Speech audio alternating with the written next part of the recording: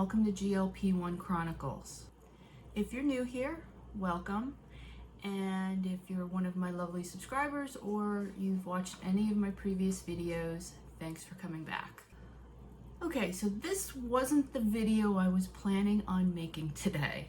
I was going to do a grocery haul weigh-in recipe video, but last night I watched a documentary called Fit for TV, the reality of The Biggest Loser.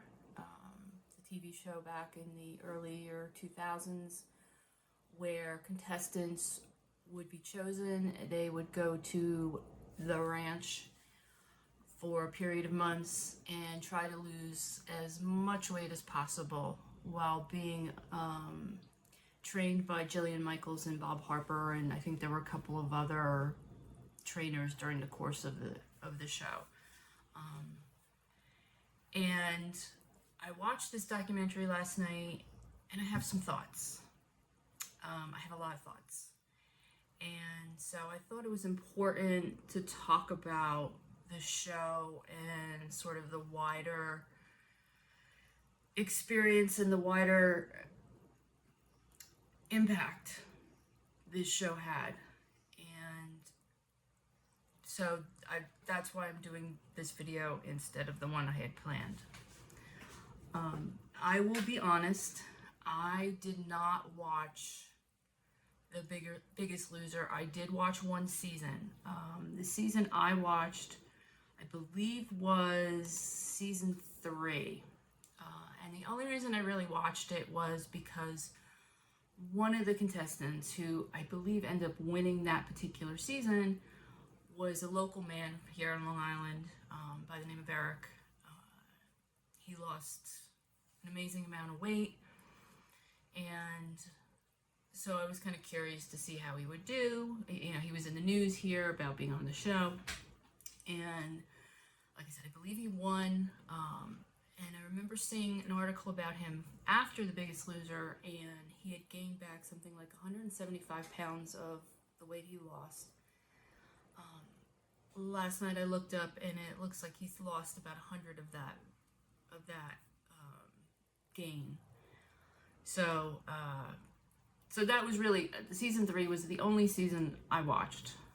I don't remember a whole lot about it because it was so many years ago. We're talking like 20 years ago or whatever it was.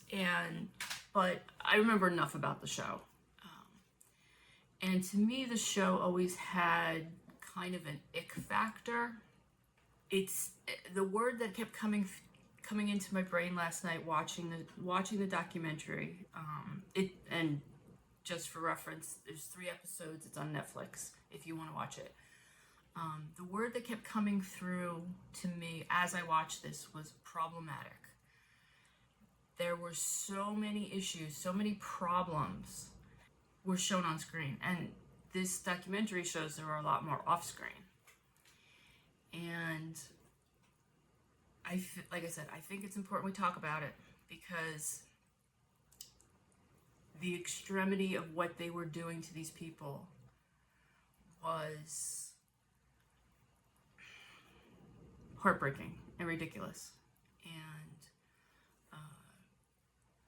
so let's go ahead and talk about it. Okay, the documentary talks to 2 of the producers, David Broom and J.D. Roth. Bob Harper, one of the trainers, was interviewed, and then several contestants, including several winners, individual season winners. And it's interesting to hear their perspectives on their experience with that. Someone else who was interviewed was a woman by the name of Aubrey Gordon, who wrote a book called You Just Need to Lose Weight. And I found myself during this documentary listening to her perspective on the show, and I found myself agreeing with her quite often, more than probably anybody else in the show. And I've actually already made a note that I want to read her book because I found her very engaging, and I found her perspective excellent throughout this documentary. The producers, David Broom and J.D. Roth, did not come across well.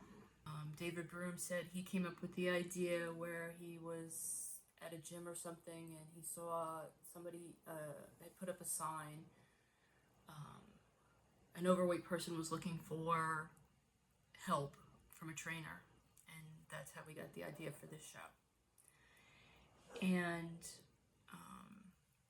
throughout, the two producers that were interviewed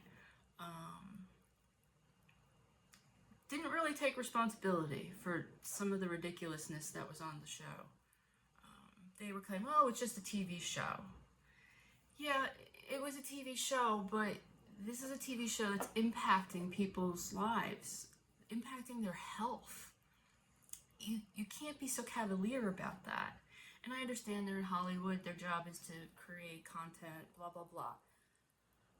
But you have to take responsibility for the things that you do and the things that you create. And they didn't seem to want to do that. You know, they created a dynamic that was, I feel, negative, perpetuated it, and then kind of said, oh, well, you know, it's just a TV show. You know, no. When you're directly impacting people's lives and people's health, you don't get off that easy. I mean, they came off to me as pretty smarmy.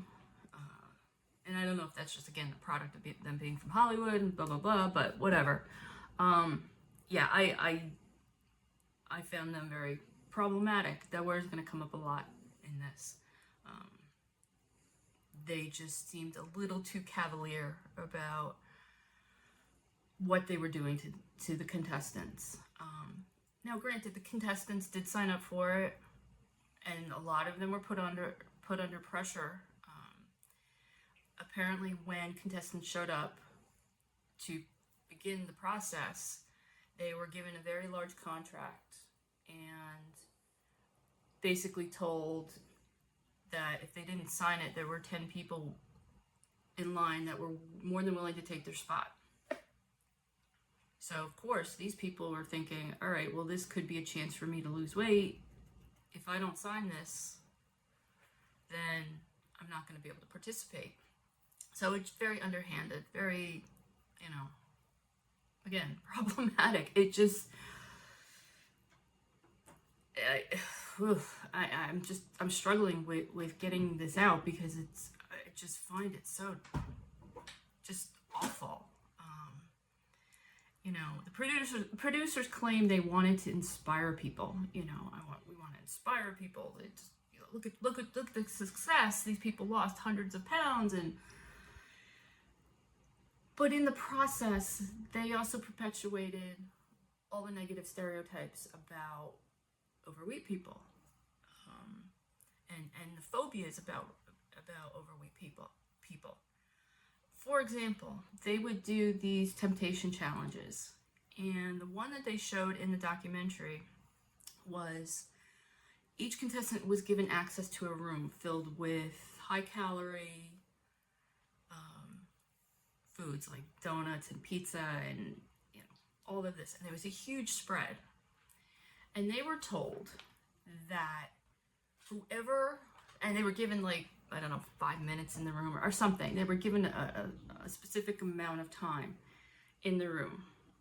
And whichever contestant ate the most calories while in that room would have the opportunity to go home and see their family. What kind of sick, sadistic, I want to say a bad word. I mean, that's just awful. And they're showing a woman, one of the women that was in the room. She's crying because she wants to see her family. She hadn't seen them for several weeks, but she's afraid to eat this food because she's afraid of gaining weight and getting kicked off the show. I mean, what kind of twisted mind comes up with this stuff? I was horrified, absolutely horrified. I mean, and that's just one example. I mean, the things that they made these people do are insane. And on top of that, they're not giving these folks any psychological help. They're just running them into the ground and telling them you have to eat almost nothing. You have to work out constantly. But there's psychological issues I know for me, there's psychological issues related to my weight. And I think that's the case for most people, but they completely disregarded that. And the trainers were supposed to provide psychological help, or they were supposed to be the one that the contestants leaned on and confided into. I mean, it's just, I'm speechless at how little care that they just saw these contestants as a way to make money, and they made a lot of money because they merchandised the hell out of this show. And I just find it appalling what they did to these people. If you see me looking down over here, I have my computer. After I watched the show last night, I made a lot of notes. I was up very late last night because I was so bothered by this. Okay. Most of the people that they showed had gained either some or all of the weight after the show was over. And it's not surprising. I mean, they were forcing these people to do unsustainable habits that there's no way once they were off the ranch that they could continue to do.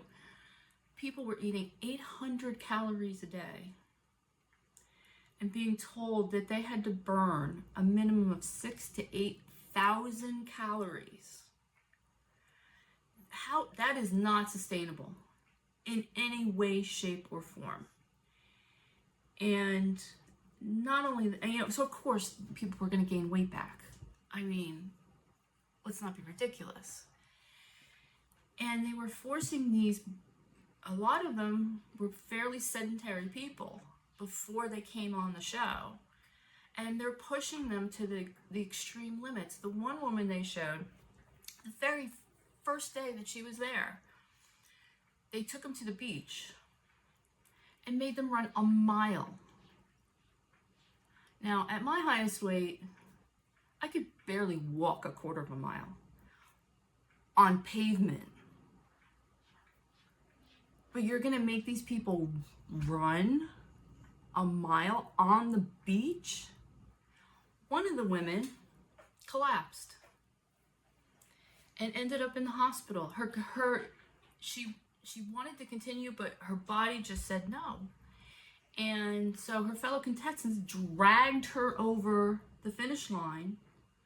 So they were told they had to finish in order to continue in the show. So her fellow contestants literally dragged her across the finish line. And she was non-responsive once they got her there.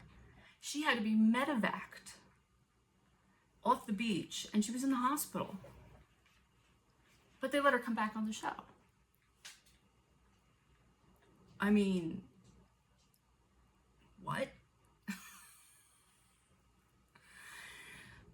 Complete disregard for these people's health. I mean, granted, it was her decision to continue. She wanted to continue with the show. But I feel like, where are the adults in this situation? And where is anybody standing up for these contestants? And you could say that the doctor, Huizenga, stood up for them. Okay, he sort of did. He didn't seem to push very hard. He claimed that, he tried to speak to the trainers and told them that 800 calories was not sustainable, and that the women had to be eating at least 1,200 calories and the men at least 1,600 calories. But they disregarded him. Okay. And that's it? Disregarded him, and so everybody in the show is problematic, pretty much, honestly. Anybody involved with the production of this show was problematic. So, and the fact that the trainers had more influence and more control than the medical doctor, red flags. I mean, screaming red flags. And then he would claim that he didn't really know about the challenges, and if he had known about the challenges, he would have stopped them. I'm not buying that, because that show was on for a long time. What was it, 17 seasons, something like that? And I think he was involved with, if not all, most of them. He didn't try very hard. That's just my opinion. So anyway, so he pushed these people to the limits. Basically starved them and overtrained them. And to the point where these people were taught that exercise is punishment. You eat something bad, oh, you got to go in the gym, you got to work for 3 hours. You got to work that off, whatever you ate, and then some. And basically vomiting was a badge of honor. No, it is not a badge of honor. There's something wrong. And just the disregard for people's health. Appalling, absolutely appalling. They were working these poor people, I don't want to say poor people. They made the choice to be there. They were working these people harder than athletes. Athletes don't live on 800 calories. I mean, I think I read something somewhere where Michael Phelps was eating 10,000 calories a day or something when he was training. Was he in the gym 6 or 8 hours a day? I don't know, maybe, or in the pool, maybe. But you have to fuel that. You can't starve somebody and then overwork them. Of course people were going to get sick. It's amazing that nobody died. I think there have been some contestants that have passed away after the show, but while being on the show, it's amazing that people didn't die, honestly. Okay, this video has gotten longer than I expected. I may cut this into 2 parts. Talk about the trainers in one part and talk about the show, the broader aspects of the show in another part. I would encourage you to watch, if you have Netflix, to watch this. It's sobering, it's disturbing, and I can't believe they got away with it, honestly. So, if you found this video interesting, informative, or entertaining, hopefully not entertaining, I would appreciate it if you'd give me a thumbs up and consider subscribing to my channel. Thank you to everyone who has subscribed. I appreciate you very much. So thank you for watching. I appreciate you being here. Have a great day. Have a great week.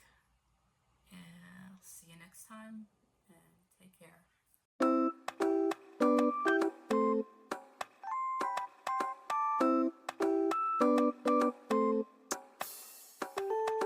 Give a little bit of loving, just a little bit the real.